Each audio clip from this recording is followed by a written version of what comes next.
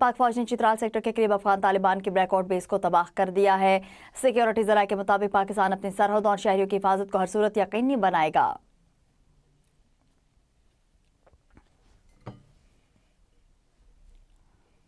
नाज़रीन, आपको बताते चले कि पाक फौज की अफगान तालिबान की बिला इश्तियाल जारहियत के जवाब इस वक्त जारी है। पाक फौज ने चित्राल सेक्टर के करीब अफगान तालिबान की ब्रेकआउट बेस को तबाह कर दिया है। सिक्योरिटी जराये के मुताबिक पाकिस्तान अपनी सरहद और शहरियों की हिफाजत को हर सूरत यकीनी बनाएगा।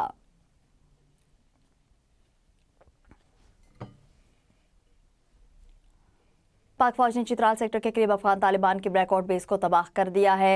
सिक्योरिटी जराये के मुताबिक पाकिस्तान अपनी सरहद और शहरियों की हिफाजत को हर सूरत यकीनी बनाएगा।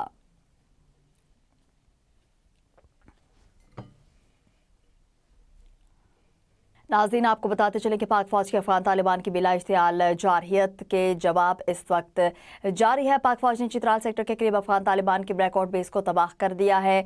सिक्योरिटी जराये के मुताबिक पाकिस्तान अपनी सरहद और शहरियों की हिफाजत को हर सूरत यकीनी बनाएगा।